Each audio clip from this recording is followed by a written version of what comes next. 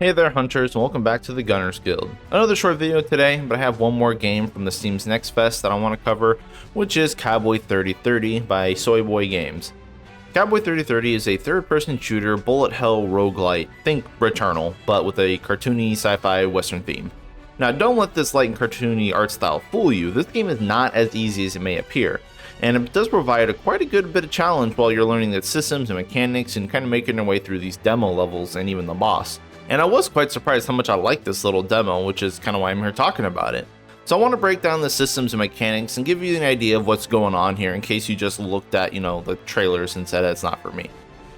So right now, Cowboy 3030 has 2 playable characters in this demo, and 1 level, but obviously more's coming out later.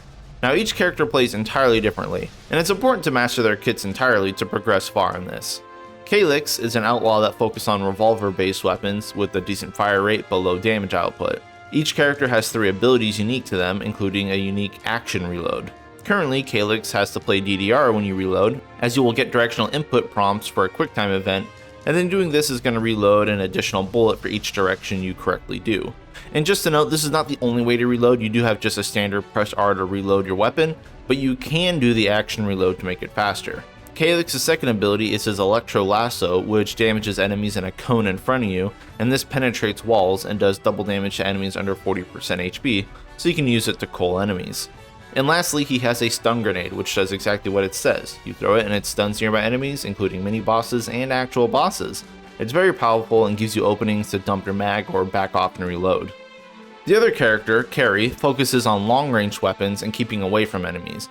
She uses sniper rifles and other weird ranged options like a bow and a throwing axe. Her active reload ability is Pick Up Loader, so whenever you shoot a shot, you drop your expended ammo cartridge on the floor and you can pick it back up and refill your ammo that way. So you can kind of run around and collect all your shots rather than reload if you wanted to.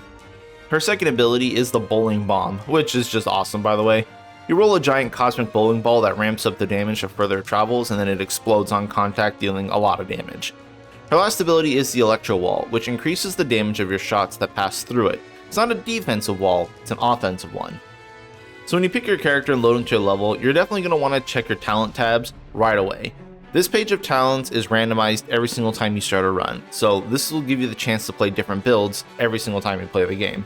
You gain levels after each room, after each boss, and they can be purchased as well, and then you spend these points traveling through the standard blue nodes, which grant small buffs like damage, reload speed, fire rate, defense, little passive things like that.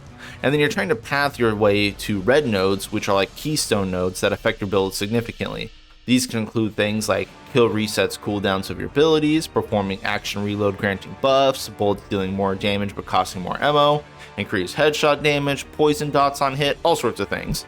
And each of these talent pages is unique to each character as well, as there are plenty of talents that affect your character's specific abilities, though obviously there are some overlap and some general utility ones as well.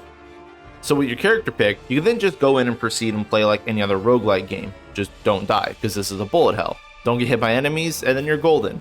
And the gameplay here is very fast and enjoyable. I get that the animations look pretty stiff and the characters look and kind of feel floaty, but this is just a demo, so I'm going to let it slide for now. Because when you're actually playing the game, you stop looking at your character entirely as you're too focused on dodging and avoiding attacks. So while you're playing the game, it's not that big of a deal, but I get from an outside perspective just looking, it looks kind of janky. Not a big deal right now, hopefully that does get changed though. Now speaking of avoiding, you do have 3 movement options here. You can sprint, jump, and dash. Your dashes though are limited and on a cooldown, so you can't just spam them and get away from all the attacks. You do have to use them sparingly and effectively in a fight, which adds a degree of complexity to the game. There are talents and things that'll let you get more dashes or reduce the cooldowns of them and such, but it is still an interesting mechanic, so you're not just playing away your character's abilities, but you're also having to build around your dodge as well. And so when you clear your rooms about every 3 or so, you're going to have a chance to spend the money you pick up and purchase a heal, a level up, or some of these grid pieces, which can be placed into your talent tree to give a 50% boost to anything it touches, including keystone pieces. I really like this feature because it does let you really hyper focus and specialize into certain traits like reload speed or fire rate by stacking like clusters of them and then dropping these buff grids on them. But then this also lets you empower the already crazy keystones as well, which can just be insane because you can get 50% boosts to things like you do 50% damage at your skill, or You get additional like 40% cooldown on whatever, and that all gets amplified as well.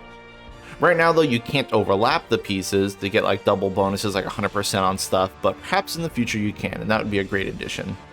Now also, every so often between rooms, you're going to get a little platform section, which is honestly just a bit more of a nuisance than anything. They're pretty easy and don't really offer much gameplay in my opinion, but you do have to progress through these little platformy sections, or if you fall down the pit or take a hit, you're going to lose some life, and that's going to hurt you later on.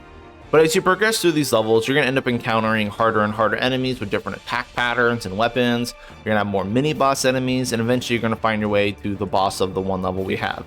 Killing the boss completes the level, gives you a bunch of gold and experience and stuff, but you're all done with the demo there. So I'm not sure if that's going to just end the level and send you back to the beginning to pick a different level, or if that's going to automatically transition you into a second level when the actual game comes out. But if you die along the way, you're going to have to start everything all over again. But fear not, because it's not all for nothing, as the kills and gold you obtain through your run will grant experience for your character, unlocking new and more powerful weapons to use, which you can take on any subsequent run. And that's the basics of the loop here in Cowboy 3030, and trust me when I say it's a fun shooter. I like my shooters. And despite the obvious rough exterior and kind of the presentation I know is not for everybody, the core mechanics, the gameplay loop, and the systems are all here as a solid foundation that can be expanded on in the future. And that's important. And again, I'm making these videos because I really enjoyed my time with the demo, and I would like to get more eyes on the game, especially because this is going to be a co-op bullet hell in the future, which is all sorts of exciting. The gunplay is simple but impactful, the skills are cool, the enemies can be difficult, and the overall game has everything I look for in a good shooter. The demo is going to be up for a little while after the Steam Next Fest, so you do still have some time to get in some hours and give the game a try, which of course I highly recommend. But that's going to be all for me for now. Thank you all for watching. If anyone wants to talk shop about gaming in general, feel free to join my Discord in the description below, and thanks to my Patreon members, I always appreciate you guys. But yeah, thanks and good luck out there, hunters.